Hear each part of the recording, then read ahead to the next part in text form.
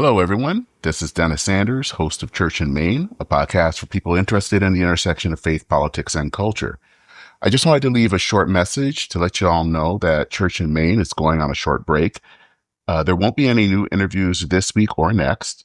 So you're probably going to be hearing this on Friday, which would be a day that we would normally have an interview up and ready. There won't be one today or next Friday.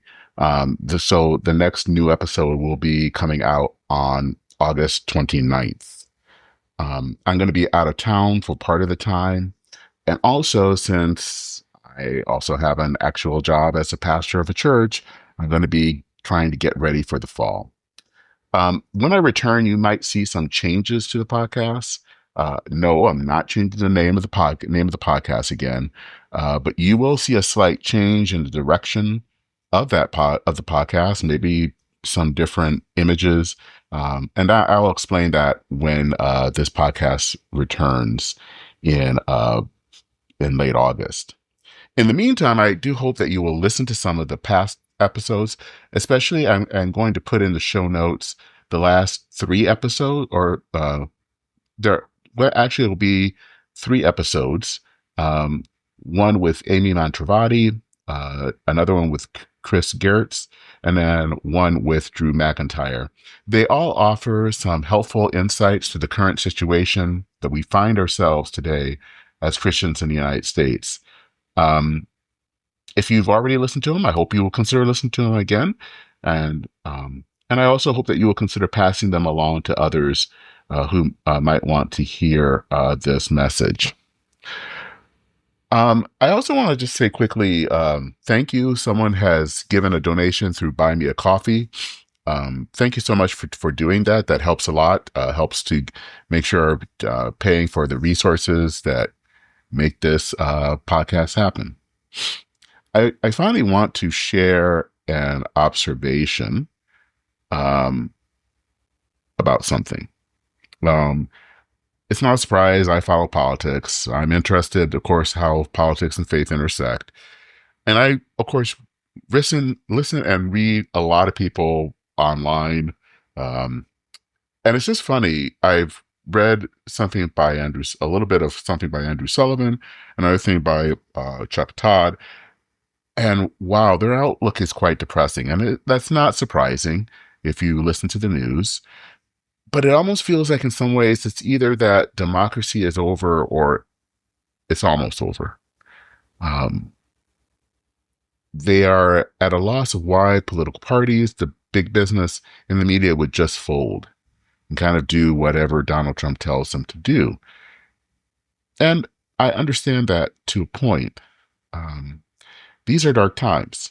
These are not good times. I think a lot of the things that are going to be happening, or that are happening here in America, are going to have ramifications probably for decades. But I also think that all is not lost. I really do believe that evil doesn't have the last word.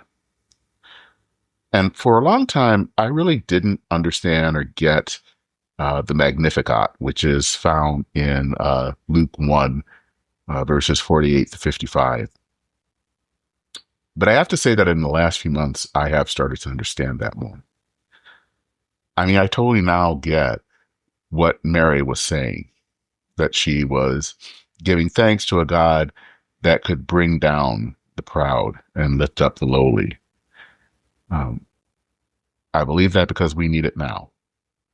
I believe that because God did it then, and God will do it now. And I think what keeps me from going all the way over to full despair is a belief that I believe in a God that will last longer than any would-be despot, and that all the leaders of the world must come before God to give an account. And so that gives me hope. Hope doesn't mean everything's going to be okay. It's not optimism. But it does mean that we believe in a God that rose from the dead. And if we believe in a God that could do that, then frankly, whatever we see going on right now doesn't stand a chance. So I want to leave you with the Magnificat to close this out. And so I am reading from Luke 1, verses 46 to 55, and I'm reading from the New Revised Standard. My soul magnifies the Lord, and my spirit rejoices in God my Savior, for he has looked with favor on the lowly state of his servant. Surely from now all generations will call me blessed, for the Mighty One has done great things for me, and holy is his name. Indeed, his mercy is for those who fear him from generation to generation. He has shown strength with his arm. He has scattered the proud in the imagination of their hearts. He has brought down the powerful from their thrones and lifted up the lowly. He has filled the hungry with good things and sent the rich away empty. He has come to the aid of his child Israel in remembrance of his mercy, according to the promise he made to our ancestors, to Abraham and to his offsprings and to his descendants forever. Take care, everyone. That is it for this bonus episode of Church and Main. Godspeed, and I will see you in 2 weeks.